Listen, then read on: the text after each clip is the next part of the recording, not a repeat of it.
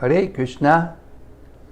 Welcome back to the live studios here in Radha Lane, Houston, Texas, right next to Radha Nilamadava's gorgeous temple. And we have a room full of their devotees eager to hear about the glories of the Lord. Welcome everyone. We're in a very poignant section of the Srimad-Bhagavatam.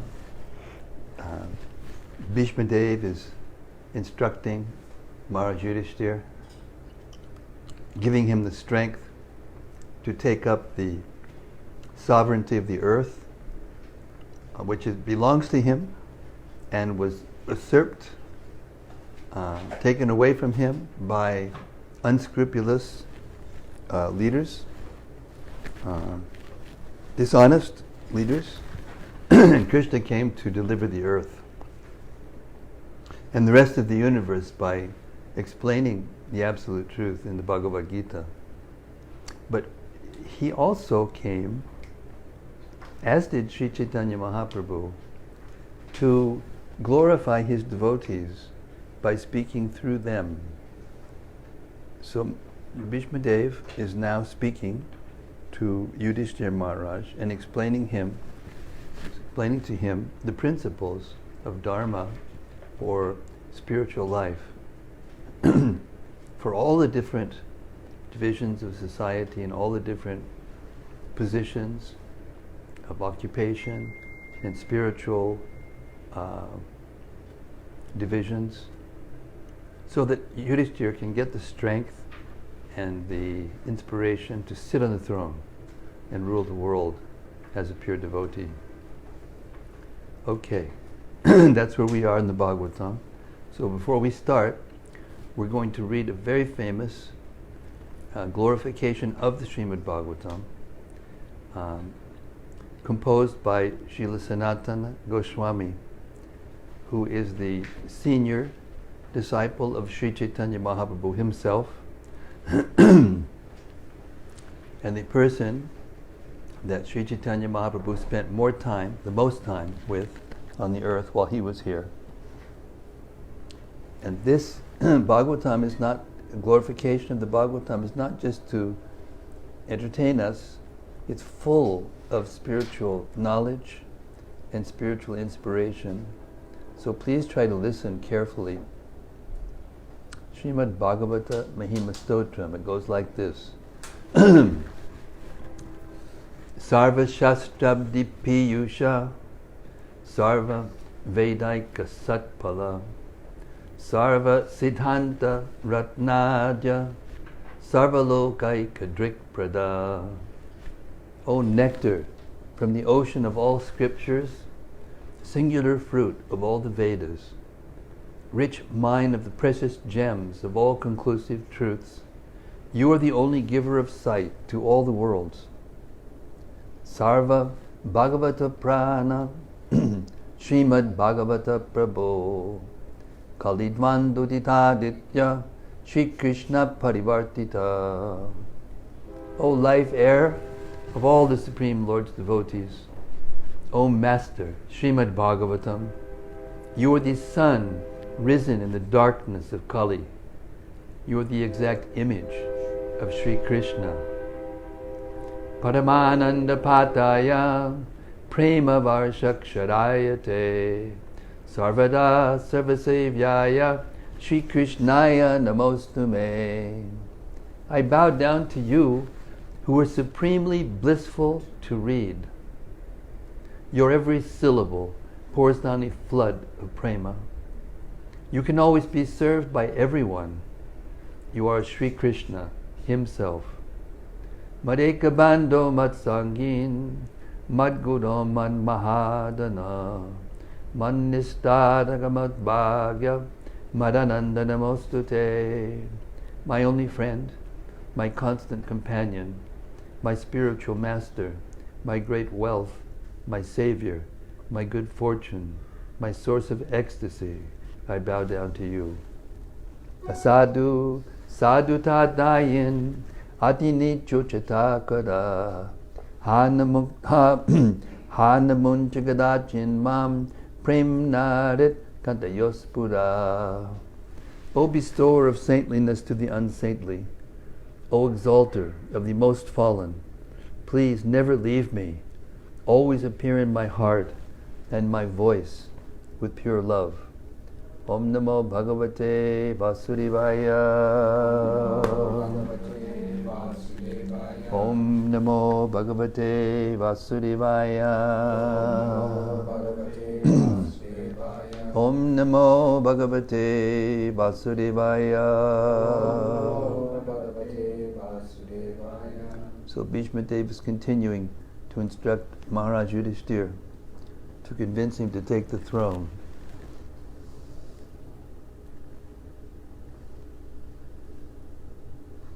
Ninth chapter, first canto, text 28.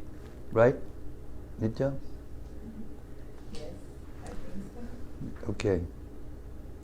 Then he described the occupational duties of different orders and statuses of life, citing instances from history, for he was himself well acquainted with the truth. Purport. Incidents mentioned in the Vedic literatures, such as the Puranas, Mahabharata, and Ramayana, are factual historical narrations that took place sometime in the past, although not in any chronological order. Such historical facts, being instructive for ordinary men, were assorted without chronological reference. Besides that, they happen on different planets, nay, in different universes, and thus the description of their narrations is sometimes measured by three dimensions. We are simply concerned with the instructive lessons of such incidents, even though they are not in order by our limited range of understanding. Bhismadeva described such narrations before Maharaj Yudhishthira in reply to his different questions. Text 29. While Bhismadeva was describing occupational duties, the sun's course ran into the northern hemisphere. This period is desired by mystics who die at their own will. Purport. The perfect yogis or mystics can leave the material body at their own sweet will and at a suitable time and go to a suitable planet desired by them. In the Bhagavad Gita 8:24, it is said that self-realized souls who have exactly identified themselves with the interest of the Supreme Lord can generally leave the material body during the time of the fire god's effulgence and when the sun is in the northern horizon, and thus achieve the transcendental sky. In the Vedas, these times are considered auspicious for quitting the body, and they are taken advantage of by the expert mystics who have perfected the system. Perfection of yoga means attainment of such supermental states as to be able to leave the material body as desired. Yogis can also reach any planet within no time without a material vehicle. The yogis can reach the highest planetary system within a very short time, but this is impossible for the materialist, whose attempt to reach the highest planet will fail even if he travels for millions of years at the speed of millions of miles per hour. This is a different science, and Bhismadeva knew well how to utilize it. He was waiting for the suitable moment to quit his material body, and the golden opportunity arrived when he was instructing his noble grandsons, the Pandavas. Hare Krishna Ramdas Prabhu. Hare Krishna Mataji. How are you? Feeling okay? Everything is going nice? Okay, good. Very good. Very good. Huh? This is our highlight to come here in the evening. Oh, that's nice. Thank you so much. Thank you very much. He thus prepared himself to quit his body before the exalted Lord Sri Krishna, the pious Pandavas, and the great sages headed by Bhagavan Vyasa, etc., all great souls. Text 30. Thereupon, that man who spoke on different subjects with thousands of meanings, and who fought on thousands of battlefields, and protected thousands of men, stopped speaking, and being completely freed from all bondage, withdrew his mind from everything else, and fixed his wide-eyed open eyes, as wide open eyes, upon the original personality of Godhead, Sri Krishna, who stood before him, four-handed, dressed in yellow garments that glittered and shined. Purport. At the momentous hour of leaving his material body, Bhismadeva set the glorious example concerning the important function of the human form of life. The subject matter which attracts the dying man becomes the beginning of his next life. Therefore, if one is absorbed in thoughts of the Supreme Lord, Sri Krishna, he is sure to go back to Godhead without any doubt. This is confirmed in the Bhagavad Gita 8:5-10. 5. And whoever at the time of death quits his body, remembering me alone, at once attains my nature. Of this there is no doubt. 6. Whatever state of being one remembers when he quits his body, that state he will attain without fail. 7. Therefore, Arjuna, you should always think of me in the form of Krishna, and at the same time carry out your prescribed duty of fighting. With your activities dedicated to me, and your mind and intelligence fixed on me, you will attain me without doubt. 8. He who meditates on the Supreme Personality of Godhead, his mind constantly engaged in remembering me, undeviated from the path, he, O Partha, Arjuna, is sure to reach me. 9. One should meditate upon the Supreme Person as the one who knows everything, as he who is the oldest, who is the controller, who is smaller than the smallest, who is the maintainer of everything, who is beyond all material conception, who is inconceivable, and who is always a person. He is luminous like the sun, and being transcendental, is beyond this material nature. 10. One who, at the time of death, fixes his life air between the eyebrows and in full devotion engages himself in remembering the Supreme Lord, will certainly attain to the Supreme Personality of Godhead. Sri Bhismadeva attained the perfection of quitting his body. Sri Bhismadeva attained the perfection of quitting his body at will, and was fortunate enough to have Lord Krishna, the object of his attention, personally present at the time of death. He therefore fixed his open eyes upon him. He wanted to see Krishna for a long time out of his spontaneous love for him. Because he was a pure devotee, he had very little to do with the detailed performance of yogic principles. Simple bhakti yoga is enough to bring about perfection. Therefore, the ardent desire of Bhismadeva was to see the person of Lord Krishna, the most lovable object, and by the grace of the Lord, Sri Bhismadeva had this opportunity at the last stage of his breathing. Text 31. By pure meditation, looking at Lord Sri Krishna, he at once was freed from all material inauspiciousness and was relieved of all bodily pains caused by the arrow wounds. Thus all the external activities of his senses at once stopped, and he prayed transcendentally to the controller of all living beings while quitting his material body. Purport. The material body is a gift of the material energy, technically called illusion. Identification with the material body is due to forgetfulness of our eternal relationship with the Lord.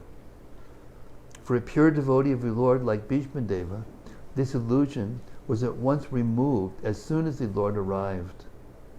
Lord Krishna is like the sun, and the illusory external material energy is like darkness. In the presence of the sun, there is no possibility that darkness can stand. Therefore, just on the arrival of Lord Krishna, all material contamination was completely removed, and Bhismadeva was thus able to be transcendentally situated by stopping the activities of the impure senses in collaboration with matter. The soul is originally pure, and so also the senses. By material contamination, the senses assume the role of imperfection and impurity.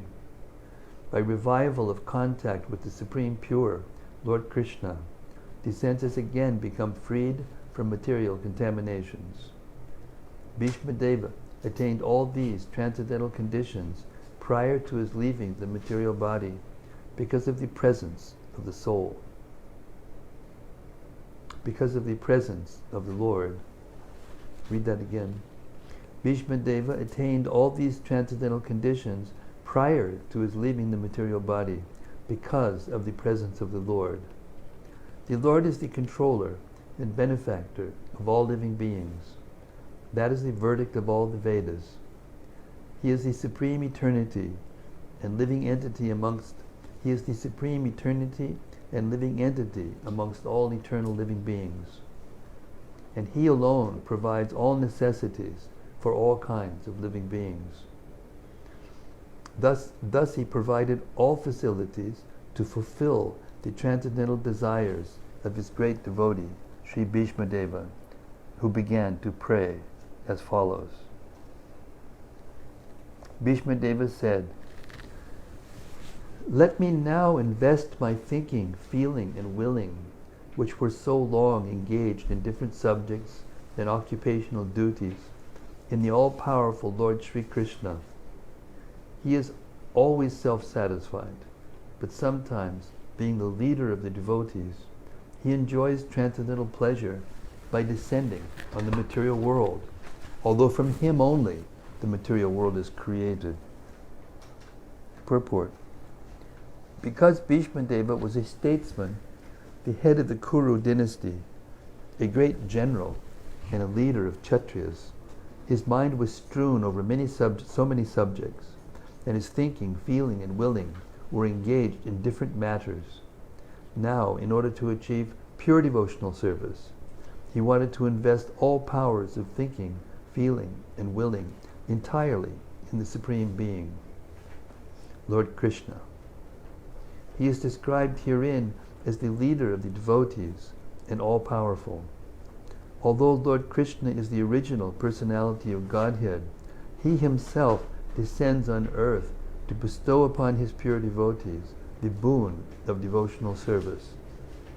He descends sometimes as Lord Krishna as He is, and sometimes as Lord Chaitanya. Both are leaders of the pure devotees. Pure devotees of the Lord have no desire other than the service of the Lord, and therefore they are called sattvata. The Lord is the chief among such sattvatas. Bhismadeva, therefore, had no other desires. Unless one is purified from all sorts of material desires, the Lord does not become one's leader. Desires cannot be wiped out, but they have only to be purified. It is confirmed in the Bhagavad Gita by the Lord Himself that He gives His instruction from within the heart of a pure devotee who is constantly engaged in the service of the Lord. Such instruction is given not for any material purpose, but only for going back home, back to Godhead. For the ordinary man who wants to lord it over material nature, the Lord only sanctions and becomes a witness of activities, but He never gives the non-devotee instructions for going back to Godhead. That is the difference in dealings by the Lord with different living beings, both the devotee and the non-devotee. He is leader of all the living beings, as the king of the state rules both the prisoners and the free citizens. but his dealings are different in terms of devotee and non-devotee. Non-devotees never care to take any instruction from the Lord. Therefore, the Lord is silent in their case, although he witnesses all their activities and awards them the necessary results, good or bad. The devotees are above this material goodness and badness. They are progressive on the path of transcendence, and therefore they have no desire for anything material. The devotee also knows Sri Krishna as the original Narayana, because Lord Sri Krishna, by his plenary portion, appears as the Karnodakashayi Vishnu, the original source of the material creation. The Lord also desires the association of his pure devotees, and for them only the Lord descends on the earth and enlivens them. The Lord appears out of his own will.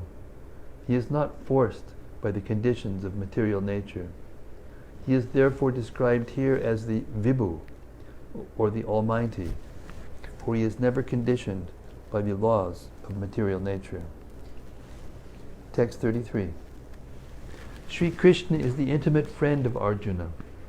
He has appeared on this earth in his transcendental body, which resembles the bluish color of the tamal tree.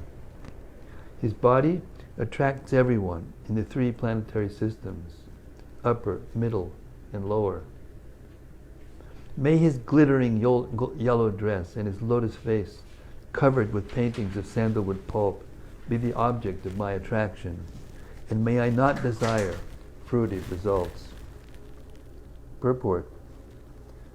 When Sri Krishna, by his own internal pleasure, appears on the earth, he does so by the agency of his internal potency. The attractive features of his transcendental body are desired in all the three worlds, namely the upper, middle, and lower planetary systems. Nowhere in the universe are there such beautiful bodily features as those of Lord Krishna. Therefore, his transcendental body has nothing to do with anything materially created. Arjuna is described here as the conqueror, and Krishna is described as his intimate friend.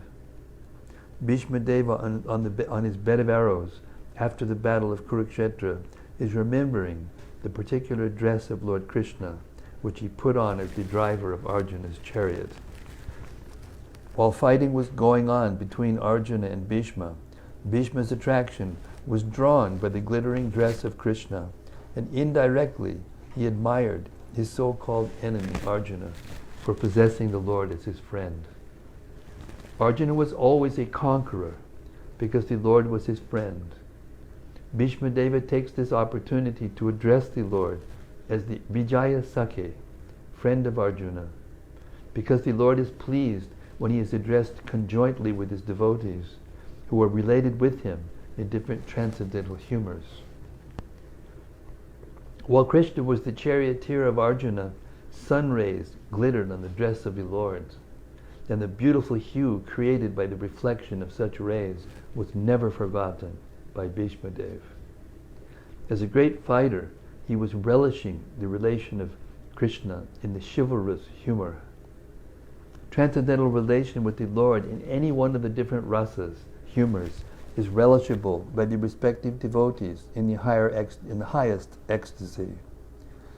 Less intelligent mundaners who want to make a show of being transcendentally related with the Lord artificially jump at once to the relation of conjugal love, imitating the damsels of Brajadama. Such a cheap relation with the Lord exhibits only the base mentality of the mundaner, because one who has relished conjugal humor with the Lord cannot be attached to worldly conjugal rasa, which is condemned even by mundane ethics. The eternal relation of a particular soul with the Lord is evolved. A genuine relation with the living being, a genuine relation of the living being with the Supreme Lord can take any form out of the five principal rasas, and it does not make any difference in transcendental degree to the genuine devotee. Bhismadeva is a concrete example of this, and it should be carefully observed how the great general is transcendentally related with the Lord. Text 34.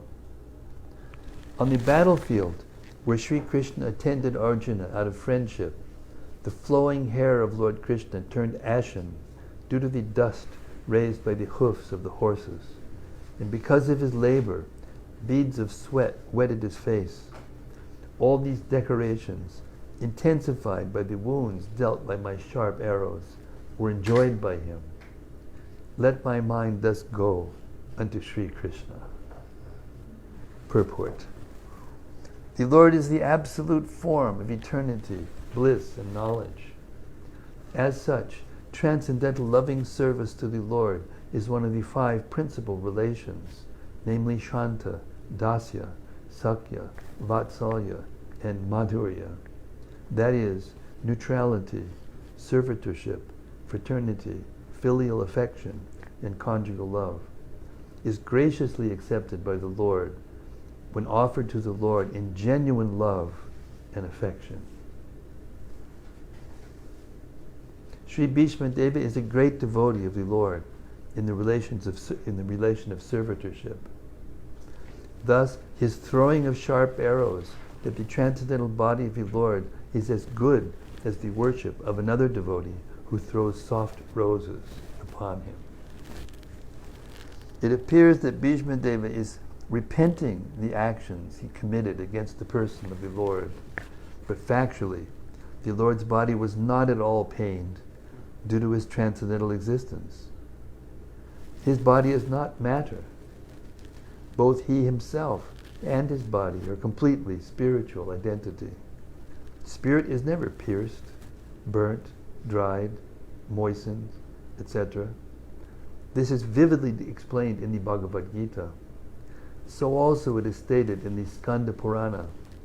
It is said there that spirit is always uncontaminated and indestructible. It cannot be distressed, nor can it be dried up. When Lord Vishnu in his incarnation appears before us, he seems to be like one of the conditioned souls, materially encaged, just to bewilder the asuras, or the non-believers, who are always alert to kill the Lord, even from the very beginning of his appearance. Kamsa wanted to kill Krishna, and Ravana wanted to kill Rama, because foolishly they were unaware of the fact that the Lord is never killed, for the spirit is never annihilated. Therefore, Bhismadeva's piercing the body of Lord Krishna is a sort of bewildering problem for the non-devotee atheist. But those who are devotees or liberated souls are not bewildered. Bhismadeva appreciated the all-merciful attitude of the Lord because he did not leave Arjuna alone, although he was disturbed by the sharpened arrows of Bhismadeva. Nor was he reluctant to come before Bhishma's deathbed, even though he was ill-treated by him on the battlefield. Bhishma's repentance and the Lord's merciful attitude are both unique in this picture. Sri Vishwanatha Chakrabarti Thakur, a great acharya and devotee in the humor of conjugal love with the Lord, remarks very saliently in this regard. He says that the wounds created on the body of the Lord by the sharpened arrows of Bhismadeva were as pleasing to the Lord as the biting of a fiancé who bites the body of the Lord directed by the strong desire of sex desire. Such biting by the opposite sex is never taken as a sign of enmity, even if there is a wound on the body. Therefore, the fighting as an exchange of transcendental pleasure between the Lord and his pure devotee, Sri Bhismadeva, was not at all mundane. Besides that, since the Lord's body and the Lord are identical, there was no possibility of wounds on the absolute body. The apparent wounds caused by the sharpened arrows are misleading to the common man, but one who has a little absolute knowledge can understand the transcendental exchange in the chivalrous relation. The Lord was perfectly happy with the wounds caused by the sharpened arrows of Bhismadeva. The word vidyamana is significant because the Lord's skin is not different from the Lord. Because our skin is different from our soul, in our case, the word vidyamana, or being bruised and cut, would have been quite suitable.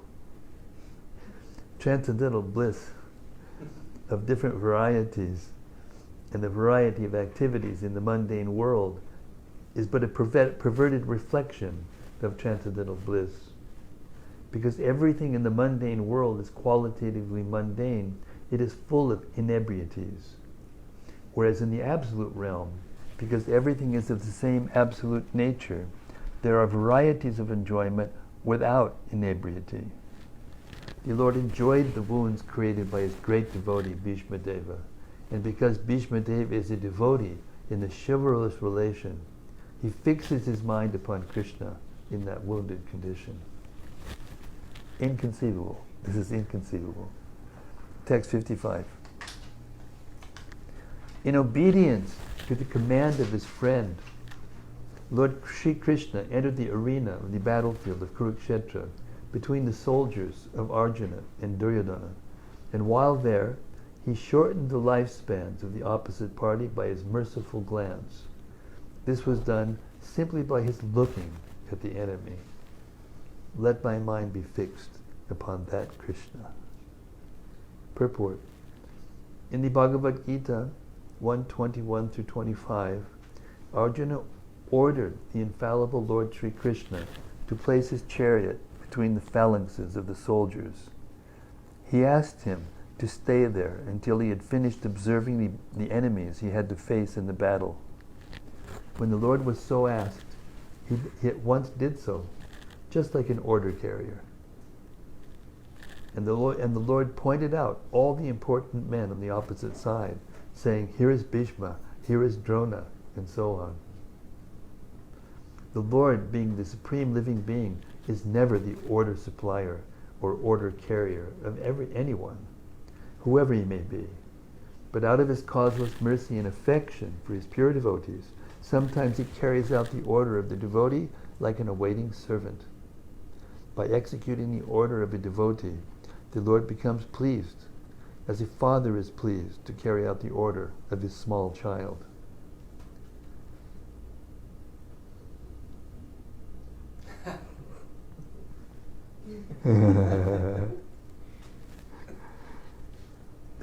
This is possible only out of pure transcendental love between the Lord and his devotees. And Bhismadeva was quite aware of this fact. He therefore addressed the Lord as the friend of Arjuna. The Lord diminished the duration of the life of the opposite party by his merciful glance. It is said that all the fighters who assembled on the battlefield of Kurukshetra attained salvation by personally seeing the Lord at the time of death. Therefore, his diminishing the duration of life of Arjuna's enemy does not mean that he was partial to the cause of Arjuna. Factually, he was merciful to the opposite party, because he would not have attained salvation by dying at home in the ordinary course of life. Here was a chance to see the Lord at the time of death, and thus salvation from material life. Therefore, the Lord is all good, and whatever he does is for everyone's good. Apparently, it was for the victory of Arjuna, his intimate friend. But factually, it was for the good of Arjuna's enemies. Such are the transcendental activities of the Lord. And whoever understands this also gets salvation after quitting this material body. The Lord does no wrong in any circumstance because he is absolute, all good, at all times. Text 36. When Arjuna was seemingly polluted, this is Bhismadeva continuing his prayers to Krishna as he was leaving his body.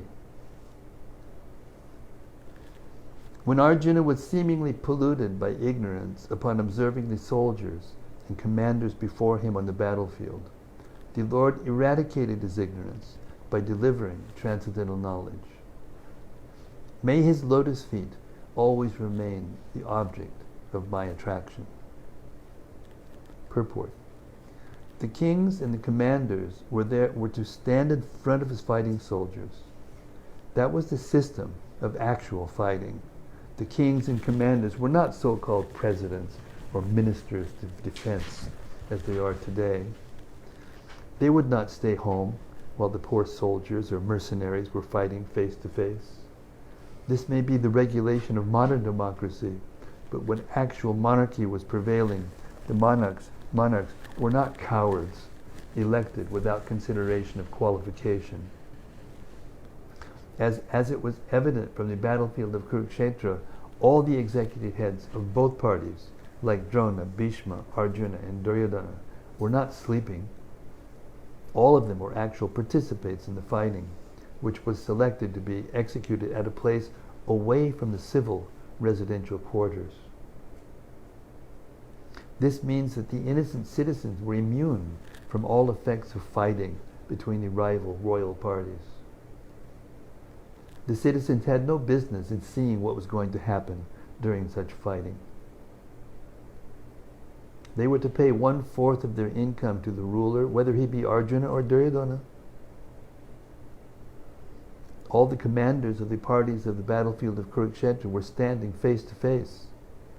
And Arjuna saw them with great compassion and lamented that he was to kill his kinsman on the battlefield for the sake of the empire. He was not at all afraid of the giant military phalanx presented by Duryodhana. But as a merciful devotee of the Lord, renunciation of worldly things was natural for him, and thus he decided not to fight for worldly possessions. But this was due to a poor fund of knowledge, and therefore it is said here that his intelligence became polluted. His intelligence could not be polluted at any time because he was a devotee and constant companion of the Lord, as is clear in the 4th chapter of the Bhagavad Gita. Apparently Arjuna's intelligence became polluted because otherwise there would not have been a chance to deliver the teachings of Bhagavad Gita for the good of all polluted conditioned souls engaged in material bondage by the conception of a false material body.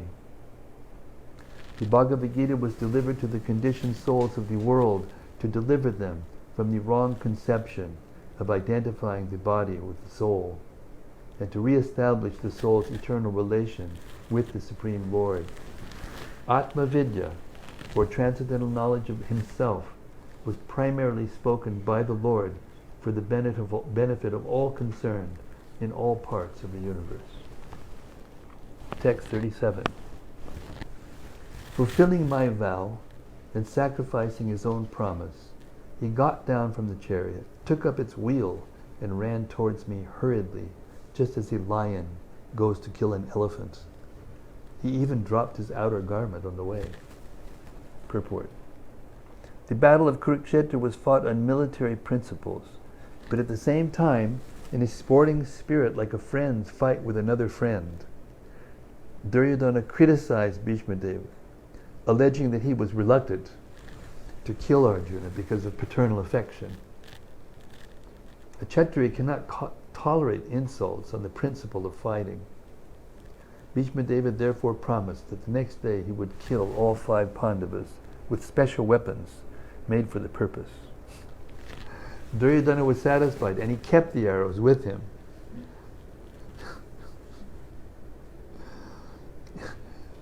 And he kept the arrows with him to be delivered the next day during the fight. By tricks, Arjuna took the arrows from Duryodhana, and Bhismadeva could understand that this was the trick of Lord Krishna. So he took a vow that the next day Krishna would have to take up weapons of himself, otherwise his friend Arjuna would die. In the next day's fighting, Bhismadeva fought so violently that both Arjuna and Krishna were in trouble. Arjuna was almost defeated. The situation was so tense that he was about to be killed by Bhismadeva at the very next moment. At that time, Lord Krishna wanted to please his devotee. Hare Krishna. Hare Bol. Nice to see you. We miss you. Hare Krishna. We're at a very poignant moment here. Bhismadeva is about to run after Krishna is about to run after Bhismadeva. And Bhismadeva is violently fighting so much he's going to kill Arjuna unless Krishna picks up a weapon, because he promised not to do it. Arjuna was almost defeated. The situation was so tense that he was about to be killed by Bhismadeva at the very next moment. At that time, Lord Krishna wanted to please his devotee Bhishma by keeping Bhishma's promise, which was more important than his own. Seemingly, he broke his own promise. He promised before the beginning of the battle of Kurukshetra that he would remain without weapons and would not use his strength for either of the parties. But to protect Arjuna, he got down from the chariot, took up the wheel of the chariot, and hurriedly rushed at Bhismadeva in an angry mood, just as a lion goes to kill an elephant. He dropped his covering cloth on the way, and out of great anger, he did not know that he had dropped it. Bhismadeva at once gave up his weapons and stood to be killed by Krishna, his beloved Lord. The fighting of the day was thus ended at that very moment. And Arjuna was saved. Of course, there was no possibility of Arjuna's death because the Lord himself was on the chariot. But because Bhismadeva wanted to see the Lord Krishna take up some weapon to save his friend, the Lord created this situation, making Arjuna's death appear imminent. He stood before Bhismadeva to show him that his promise was fulfilled and that he had taken up the wheel. Text 38. 9. 9:38. Translation. May He, Lord Sri Krishna, the personality of Godhead, who awards salvation, be my ultimate destination. On the battlefield, he charged me, as if angry because of the wounds dealt by my sharp arrows. His shield was scattered, and his body was smeared with blood due to the wounds. Purport. The dealings of Lord Krishna and Bhismadeva on the battlefield of Kurukshetra are interesting because the activities of Lord Sri Krishna appeared to be partial to Arjuna and at enmity with Bhismadeva. But factually, all this was especially meant to show special favor to Bhismadeva, a great devotee of the Lord. The astounding feature of such dealings is that a devotee can please the Lord by playing the part of an enemy. The Lord, being absolute, can accept service from his pure devotee even in the garb of an enemy. The Supreme Lord cannot have any enemy, nor can a so-called enemy harm him, because he is ajita, or unconquerable. But still he takes pleasure when his pure devotee beats him like an enemy or rebukes him from a superior position, although no one can be superior to the Lord. These are some of the transcendental reciprocatory dealings of the devotees with the Lord. And those who have no information of pure devotional service cannot penetrate into the mystery of such dealings. Bhismadeva played the part of a valiant warrior, and he purposefully pierced the body of the Lord so that to the common eyes it appeared that the Lord was wounded. But factually, all this was to bewilder the non-devotees. The all-spiritual body cannot be wounded, and a devotee cannot become the enemy of the Lord. Had it been so, Bhismadeva would not have desired to have the very same Lord as the ultimate destination of his life. Had Bhismadeva been an enemy of the Lord, Lord Krishna could have annihilated him without even moving. There was no need to come before Bhismadeva with blood and wounds. But he did so because the warrior devotee wanted to see the transcendental beauty of the Lord decorated with wounds created by a pure devotee. This is the way of exchanging transcendental rasa, or relations between the Lord and the servitor. By such dealings, both the Lord and the devotee become glorified in their respective positions. The Lord was so angry that Arjuna checked him when he was moving towards Bhismadeva. But in spite of Arjuna's checking, he proceeded towards Bhismadeva as a lover goes to a lover without caring for hindrances. Apparently his determination was to kill Bhismadeva, but factually it was to please him as a great devotee of the Lord. The Lord is undoubtedly the deliverer of all conditioned souls. The impersonalists desire salvation from him, and he always awards them according to their aspiration. But here, Bhismadeva aspires to see the Lord in his personal feature. All pure devotees aspire for this. Text 39. At the moment of death, let my ultimate attraction be to Sri Krishna, the personality of Godhead. I concentrate my mind upon the chariot driver of Arjuna, who stood with a whip in his right hand and a bridle rope in his left, who was very careful to give protection to Arjuna's chariot by all means. Those who saw him on the battlefield of Kurukshetra attained their original forms after death. Purport. A pure devotee of the Lord constantly sees the presence of the Lord within himself because of being transcendently related by loving service. Such a pure devotee cannot forget the Lord for a moment. This is called trance. The mystic, yogi, tries to concentrate upon the supersoul by controlling the senses from all other engagements, and thus he ultimately attains samadhi. A devotee more easily attains samadhi, or trance, by constantly remembering the Lord's personal feature, along with his holy name, fame, pastimes, etc. Therefore, the concentration of the mystic yogi and that of the devotee are not on the same level. The concentration of the mystic is mechanical, whereas that of the pure devotee is natural in pure love and spontaneous affection. Bhismadeva was a pure devotee, and as a military marshal he constantly remembered the battlefield feature of the Lord as Parthasarathi, the chariot driver of Arjuna. Therefore the Lord's pastimes as Parthasarathi is also eternal. The pastimes of the Lord, beginning from his birth at the prison house of Kamsa up to the Maushala Lila at the end, all move one after another in all the universes, just as the clock hand moves from one point to another. And in such pastimes, he associates like the Pandavas and Bhishma. His associates like the Pandavas and Bhishma are constant, eternal companions. So Bhismadeva never forgot the beautiful feature of the Lord as Parthasarathi. Even when Arjuna could not see, Arjuna was behind the beautiful Parthasarathi, whereas Bhismadeva was just in front of the Lord.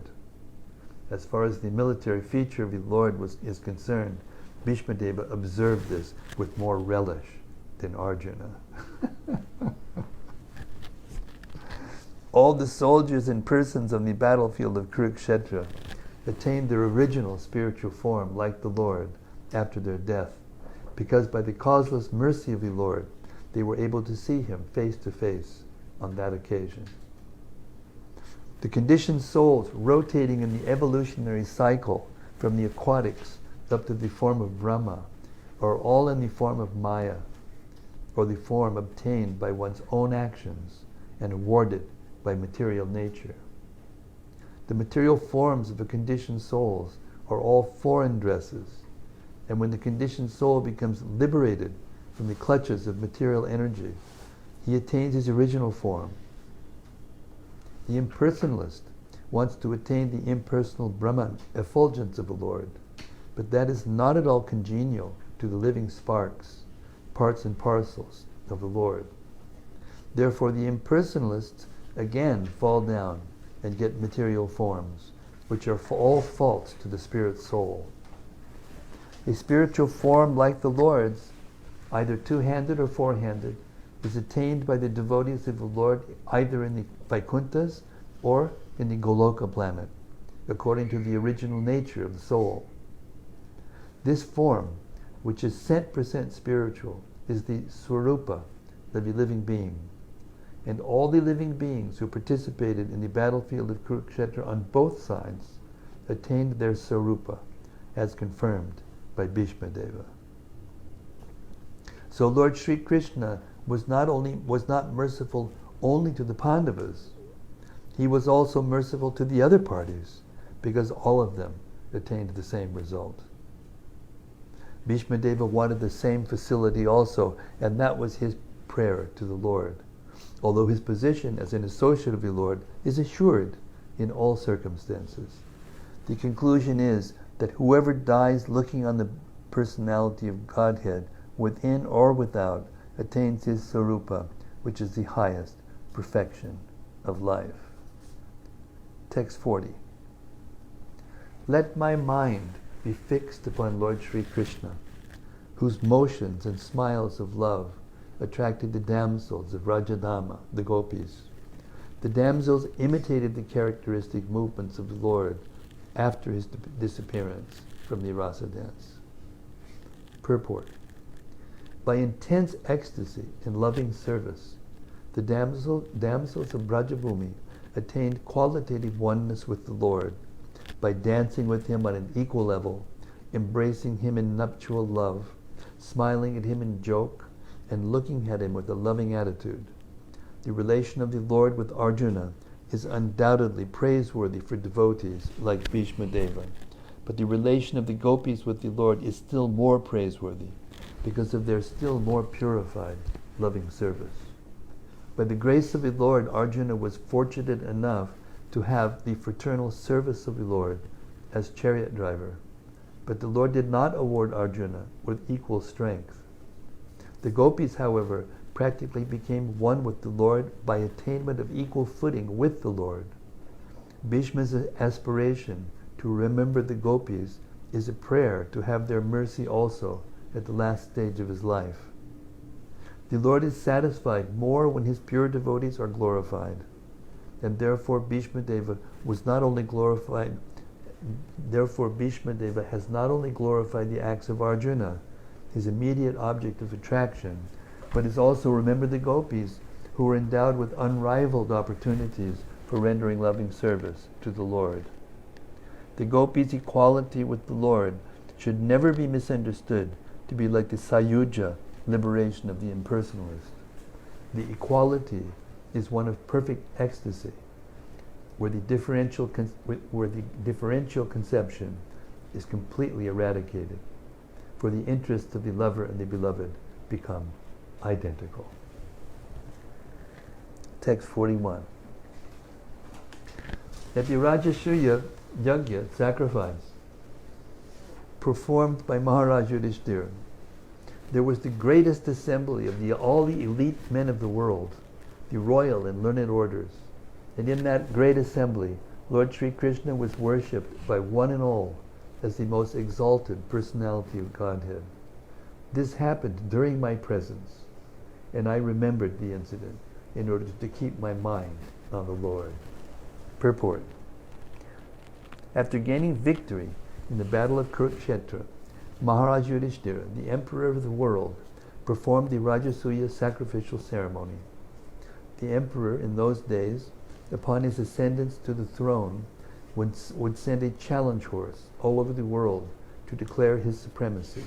And any ruling prince or king was at liberty to accept the challenge and express his tacit willingness either to obey or to disobey the supremacy of the particular emperor. One who accepted the challenge had to fight with the emperor and establish his own supremacy by victory.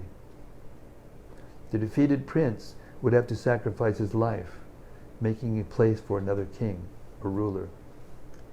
So Maharaj Yudhishthira also dispatched such challenging horses all over the world, and every ruling prince and king all over the world accepted Maharaj Yudhishthira's leadership as the emperor of the world.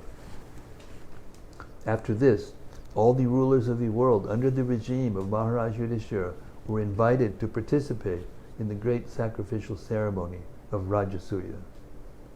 Such performances required hundreds of millions of dollars, and it was not an easy job for a petty king.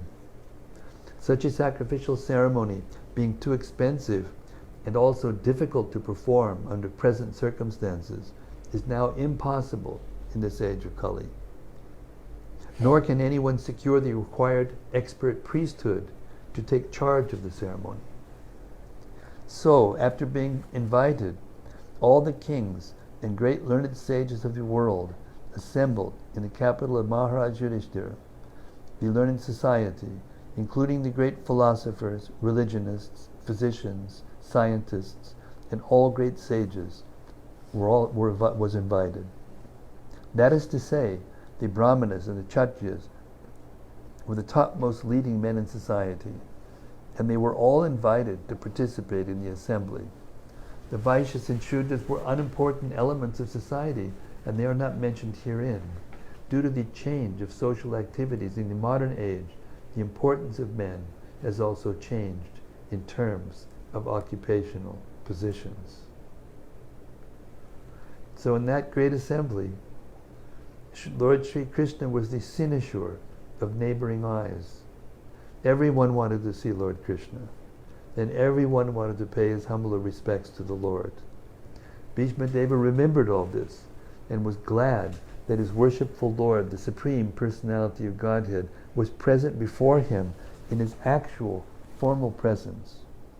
So to meditate on the Supreme Lord is to meditate on the activities, form, pastimes, name, and fame of the Lord. That is easier than what is imagined as meditation on the impersonal feature of the Supreme. In the Bhagavad Gita, it is clearly stated that to meditate upon the impersonal feature of the Supreme is very difficult.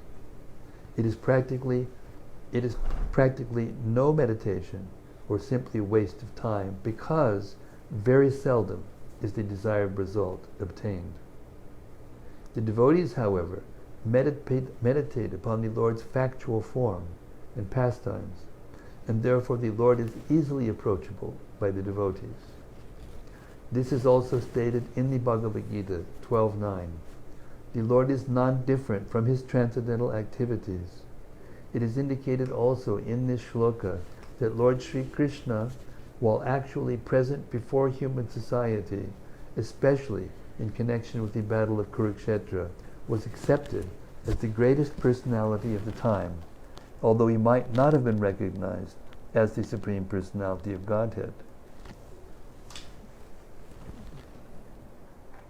The propaganda that a very great man is worshipped as God after his death is misleading, because a man after his death cannot be made into God. Nor can the personality of Godhead be a human being, even when he is personally present. Both ideas are misconceptions. The idea of anthropomorphism cannot be applicable in the case of Lord Krishna. Text 42. Now I can meditate with full concentration upon that one Lord, Sri Krishna, now present before me, because now I have transcended the misconceptions of duality in regard to his presence in everyone's heart, even in the hearts of the mental speculators. He is in everyone's heart. The sun may be perceived differently, but the sun is one. Purport. Lord Sri Krishna is the one absolute Supreme Personality of Godhead, but he has expanded himself into his multiplenary portions and multi-differentiated portions by his inconceivable energy. The conception of duality is due to ignorance of his inconceivable energy. In the Bhagavad Gita 9:11, the Lord says that only the foolish take him to be a mere human being.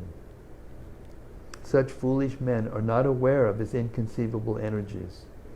By his inconceivable energy, he is present in everyone's heart, as the sun is present before everyone, all over the world. The Paramatma feature of the Lord is an expansion of his plenary portions. He expands himself as Paramatma in everyone's heart by his inconceivable energy. And he also expands himself as the glowing effulgence of Brahma Jyoti by expansion of his personal glow. It is stated in the Brahma Samhita that the Brahma Jyoti is his personal glow. Therefore, there is no difference between him and his personal glow, Brahma Jyoti, or his plenary portions as Paramatma. Less intelligent persons who are not aware of this fact consider Brahma Jyoti and Paramatma to be different from Lord Sri Krishna. This misconception of duality is completely removed from the mind of Bhismadeva, and he is now satisfied that it is Lord Sri Krishna only who is all in everything. This enlightenment is attained by the great Mahatmas, or devotees, as it is stated in Bhagavad Gita, that Vasudeva is all, is everything, and that there is no existence of anything without Vasudeva. Vasudeva, or Lord Sri Krishna, is the original Supreme Person, as now confirmed by Bhismadeva. Since Bhismadeva is one of the 12 Mahajanas, or great authorities, both the neophytes and the pure devotees must try to follow in his footsteps. That is the way of the devotional line. The worshipable object of Bhismadeva is Lord Sri Krishna as Paratasarati, and that of the gopis is the same Krishna in Vrindavana as the most attractive Shyamasundara. Sometimes less intelligent scholars make a mistake and think that the Krishna of Vrindavan and that of the Battle of Kurukshetra are different personalities.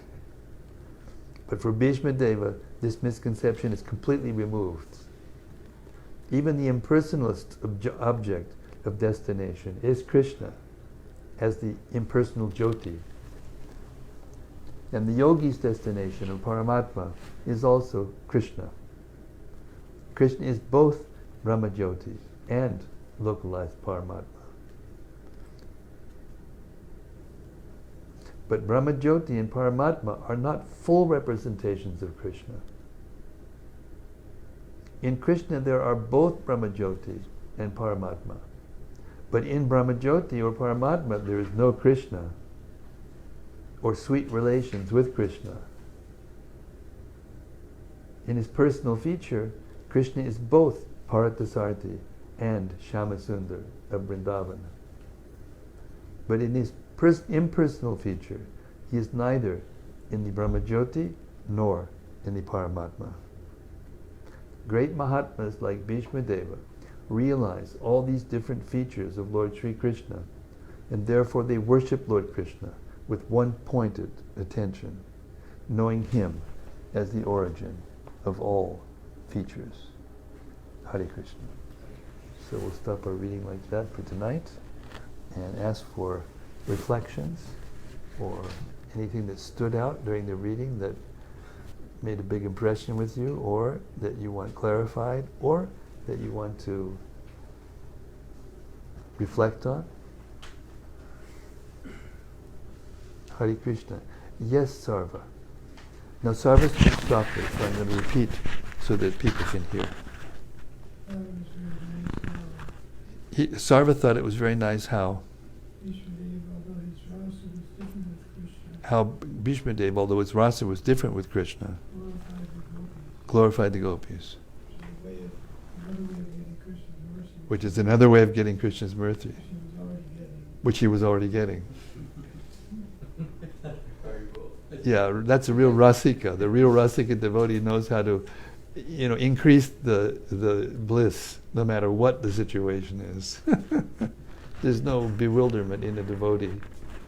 It's like sometimes devotees have that misconception that, unless you become a gopi, which is supposed to be the highest devotee, then there must be something in your heart missing, or some feeling of incompleteness. So when you're in Vaikuntha, you must be thinking, I've got to get to be a gopi, otherwise, but all the different relationships with Krishna are eternal, and each one of us has one of those relationships in our eternally, not only in our heart, but in the spiritual world.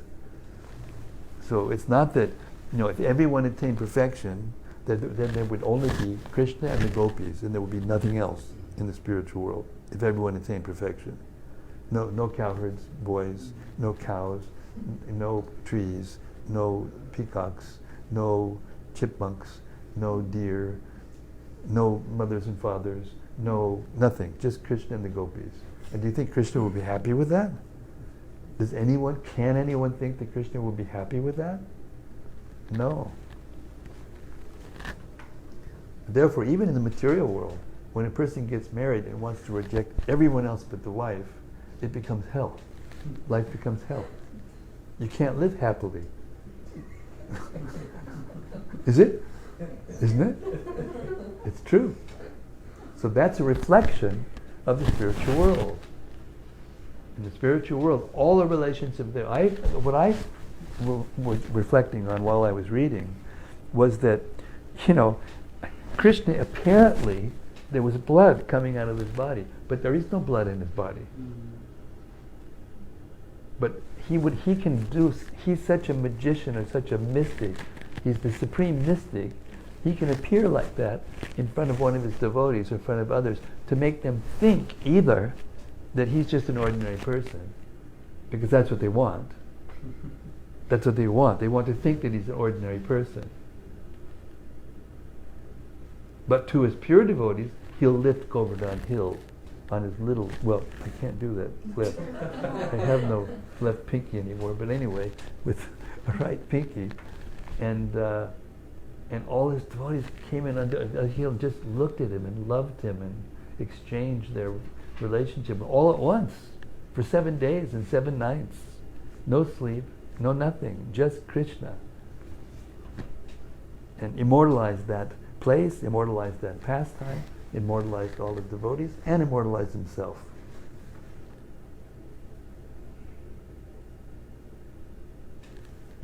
Yes, Hannah. In text 31. In text 31, it states, a revival contact with the Supreme Lord Krishna. what happened to the thing? Oh, here it is. Way over here. I'm sorry, repeat the last one. A revival contact with the Supreme Person. By revival with contact of the Supreme Person, or Krishna. The senses again become freed from The senses again become freed from material contaminations. Let me now. Unless my thinking, feeling, and willing, which were so long engaged in different subjects and occupations, in the all-powerful Lord Sri Krishna. in the all-powerful Lord Sri Krishna. Now I understand that Bhismadeva did devotional service that was like, he was in certain situations. She understands that Bhismadeva did devotional service throughout his life and was in different situations. Where if you're materially identified, it's like kind of uncomfortable. Whereas if you're materially identified, it's kind of uncomfortable. But he did them because he knew that was his service. Because he did them because he knew that was his service. But did he not? But did he not? Did he not invest his thinking and feeling? Invest his thinking and feeling before the time? Yes, he was always thinking of Krishna the whole time. But he said that he was engaged in different subjects. This is called Leela. Do you know what the difference between Leela and Maya is? Maya is not that, and Leela is... A little boy, a little girl, when you were 6 years old, you didn't have anything to do, really. You had no responsibility. You really had no thing you had to do, but you were always engaged in something. Why? That was because you're playing. You're just playing for your satisfaction. Didn't make any difference what anybody thought or did. You had your friends, and I'm standing on top of a mountain. No, I'm holding an arrow. You'll never come over here. And in this way, this is called pastime, where you just do what you want to do. But then one day, your mother comes and says, okay, today you've got to go to school. No! Not me! That's the difference. So the pastimes of Krishna have unlimited variegatedness, and they have all kinds of tastes and all kinds of activities and everything.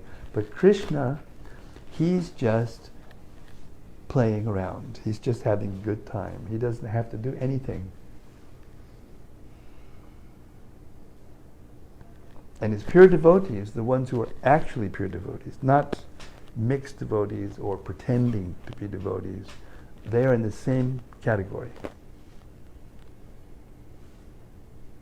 It looks like they're doing this, that, and this, and that, and this, and that. But inside they're just doing what they're doing for Krishna. And in doing that, they will follow the laws of nature. They will follow the Vedic principles that govern the material universe.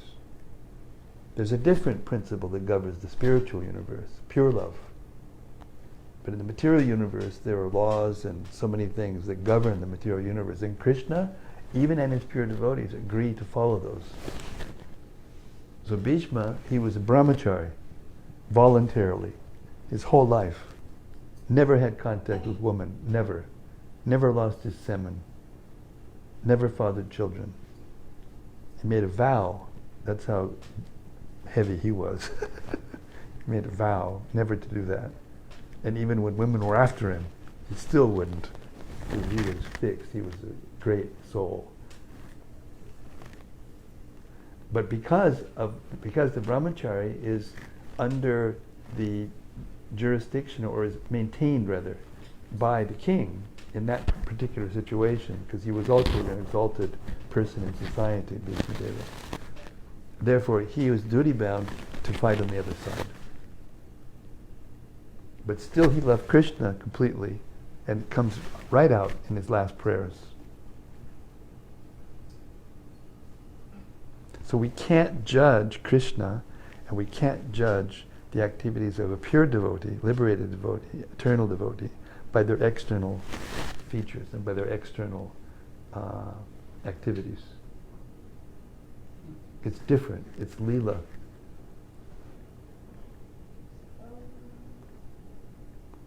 All of this being said. All of this being said, this is Hannah speaking. All this being said, do we get the same thing? do we get the same thing when we chant? If you want. No. It all depends on what we want. Krishna yeyatam mam prapadyante tangs tataiva bhajamyaham mama manuvartante manusya partha sarvasha. As they approach me, I reward them accordingly.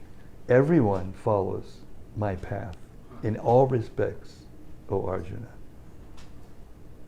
So those who want to forget Krishna, Krishna turns his back. Because they want. If they approach him with love, then he loves them. And if they approach him with hate, then he fights them. His nature is to reciprocate according to the way the devotee wants him, or non-devotee wants him. Therefore, the non-devotee cannot contain the name of Krishna. They can't contain the form of Krishna in their minds, in their hearts. They don't want it. They want something else. They want to be God, or they want to enjoy. And there was a very nice purport where it was talking about how the Brahmajyoti is actually Krishna. Brahmajyoti is the effulgence of Krishna. So the sunshine is the effulgence of the sun. So when the effulgence comes into the room, we commonly say, the sun is in the room, the sun is out, the sun is up. But if the sun came into this room, we'd be finished. So the sunshine is part of the sun. You'll see the sunshine in the sun, but you won't see the sun you won't be, how do I say this? You'll see the, the Brahmajyoti is a part of Krishna, but Krishna is the source of the Brahmajyoti. Therefore, Krishna isn't personally in the Brahmajyoti at the same time. The heat and the light of the sun are always connected to the sun. Therefore, they are always one with the sun, but they are at the same time different concepts. They're perceived differently in this material world. Like the rays aren't as potent, or like as Yes. hot or as bright Yes. as the actual sun. Exactly. So, okay. But it's not that if you put all the photons of the sun together in the, that you would get the sun either.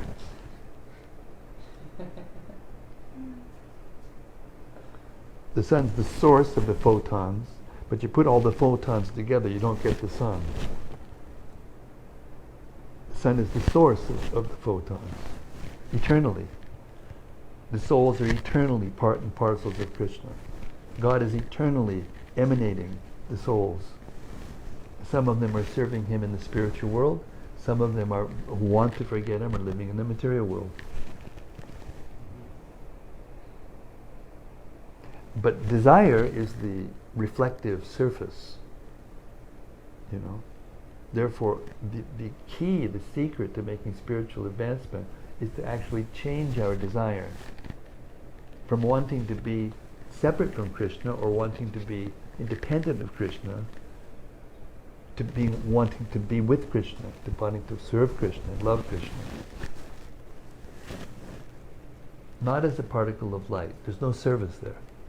There's a sensation of freedom from the contamination of material happiness and distress, or distress, these modes of nature.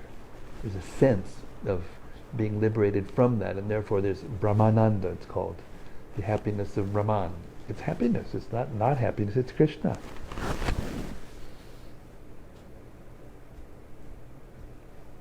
But still, the particles of spirit, the particles of spirit in the Brahmajyoti are still individual parts and parcels of Krishna. And they cannot be fully satisfied until they are with Krishna in a personal relationship.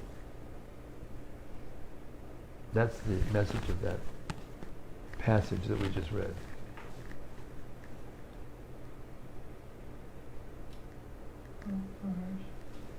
Yes, Sarva. Did you say that even though Bhishma was a pure devotee, Would I say that even though Bhishma is a pure devotee, when he wanted to fix his mind on the form of Krishna, when he wanted him to fix his mind in the form of Krishna, after having done a lot of politics and actually having done a lot of politics, etc., material duties, isn't that a good example for everyone isn't that a good example for everyone to have some time in their life where they're fully directly meditating and training? Well, that's the end of life. That's the whole pastime. Bhismadeva was always thinking of Krishna, even when he was doing a duty that required him to apparently be on the other side of Krishna. He was always meditating in love of Krishna. That's the example. And then at the end, he proved it in that he wanted Krishna to come before him, and therefore Krishna did come before him. Krishna could have gone somewhere else. I mean, he didn't have to go and see Bhishma while he was on the bed of arrows, about ready to die. Krishna's free, he can do whatever he wants. But he's controlled by love. That's the point. He's controlled by love. And therefore he'll show up to the devotee at the time of death in the form that the devotee wants to see him, in the form that the devotee wants to have a relationship with him. And if you want not to have a personal relationship with Krishna, then he'll show up as the Brahmajyoti. And you can merge, and you can think that you're one with God. And it's spiritual suicide, because there's no longer me and there's no longer God, there's just one. But oneness is not actually like that. There may be a temporary sensation while you're in the Brahmajyoti, but the individual soul is made of spiritual desire and therefore an activity. Therefore, the soul must either go on to the spiritual planet will come back to the material world to fulfill that natural urge for activity, for relationship.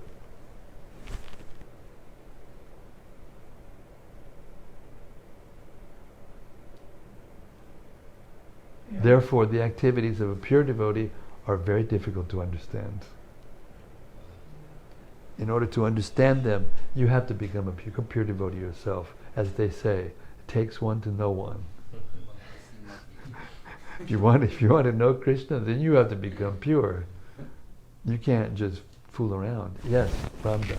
I think there was one verse in everything we were reading just now, Maharaj, where Bhismadeva said that although Arjuna appeared to be an illusion, you know, showing that he was well aware of what was going on all the time as a pure devotee of Lord Krishna, even though on the other side of the battlefield, that even as he's reflecting, he's even emphasizing that although it appeared that Arjuna was an illusion, that knowing that their whole conversation was happening for a specific reason, you know, that again just validates his Now this is a very important point that you're bringing up, Ramdas. Thank you very much for this comment. It's very, very important, because the Leela of Krishna is just like that. It's a drama.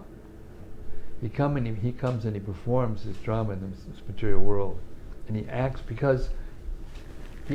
like a human being. He's not a human being, but he acts as if he's a human being, and therefore he agrees to follow the laws of nature, his own laws of nature, which are beyond. He's beyond them. He doesn't have to follow the laws of nature, and sometimes he doesn't.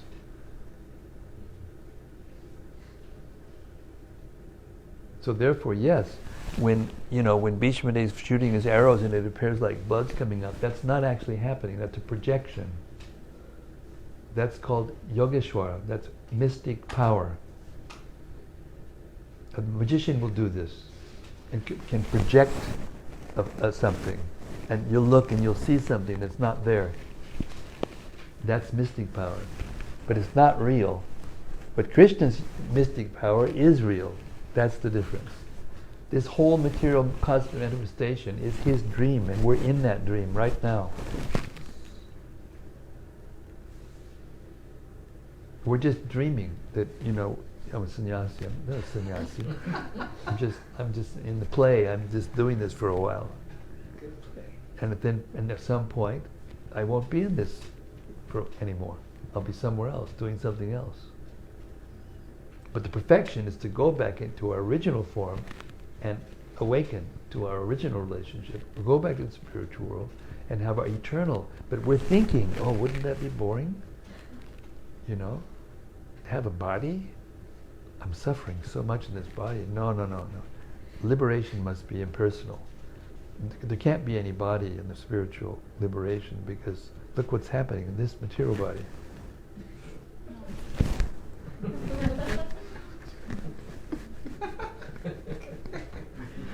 But if we're in Krishna consciousness, it doesn't make any difference. We continue with our service, and the service is nectar. And that nectar makes this completely insignificant.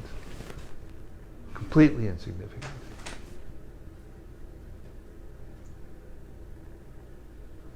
Just like you were just saying, I put a heart next to this translation of the Sanskrit in text 31. It says, by pure meditation, looking at Lord Sri Krishna, he at once was freed from all material inauspiciousness and was relieved of all bodily pains, caused by the arrow wounds.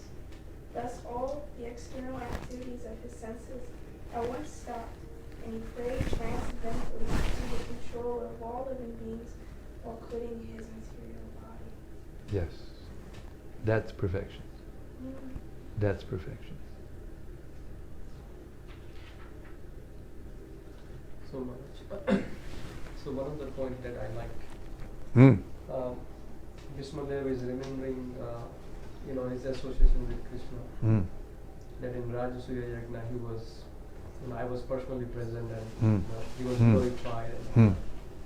So I was thinking that he is remembering these activities. So that is very crucial for us, remembering, activities of the Lord, especially, chanting and that's, I personally have a better chanting when I do that. Yeah, well, it's Lord Chaitanya. Krishna came in this age, this time, as Lord Chaitanya, to give us this pastime of chanting and dancing and giving Krishna consciousness to others.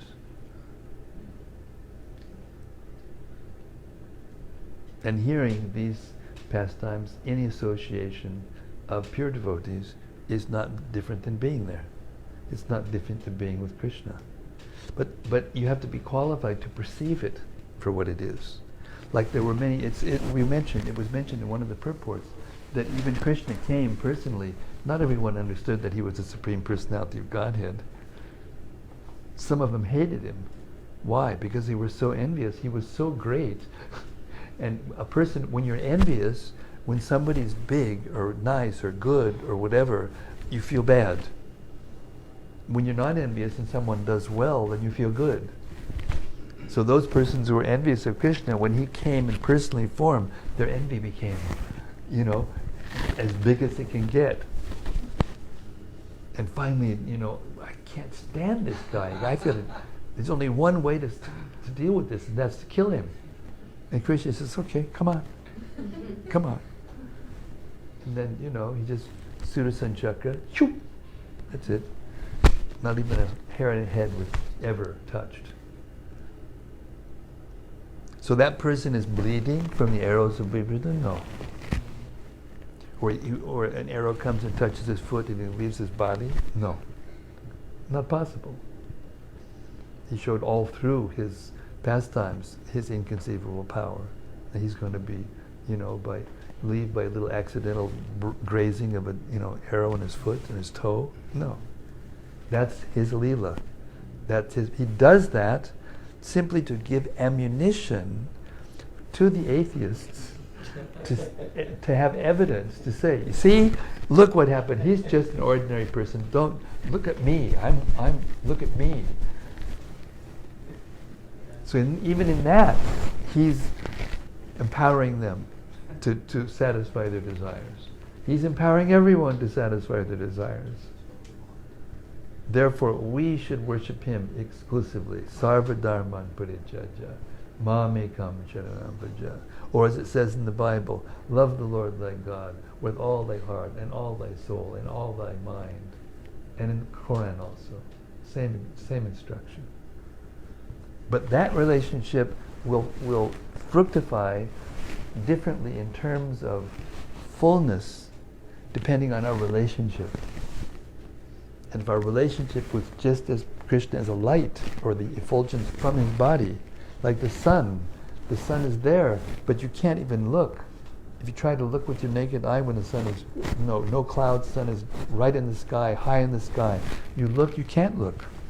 You can't see the sun. It will burn your eyes before you can see the sun globe. You have to put on some special, filter before you can see the globe, that it's a globe. So the Brahmajyoti is like that. Persons who are attached to the Brahmajyoti, they can't see this form of God. And that's Krishna's mercy, because that's what they want.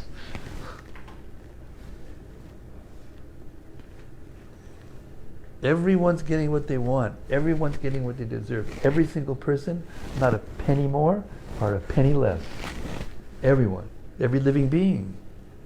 And when you attain that vision, then you become Uttamadhikari, Mahabhagavat. And you see everybody properly situated. And then when you preach, you have to come down from that platform and see the difference between those who are innocent, those who are envious, God, the pure devotees. And you treat each one of them differently according to the relationship.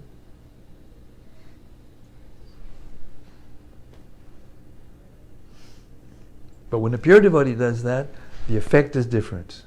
When Prabhupada came here, there were hundreds of Gitas in English. Not one person became a devotee of Krishna. And what does Krishna say? Become my devotee. Right there in the Gita, it's right there in the text. No one can become a devotee, because they have to have a pure devotee or a person who's a pure devotee of that pure devotee. That's the secret of the success in Krishna consciousness. Krishna says himself, Mad Bhakta Pujam Jadika. I am more pleased with a person who worships my devotee than worships me. Because my devotees are more dear to me than me myself. But that state of consciousness requires that we become free from envy. We become free from the desire for personal aggrandizement and personal sensual satisfaction and mental, gymnastics. Free from the desire to lord it over others, to be powerful, to be this, to be that.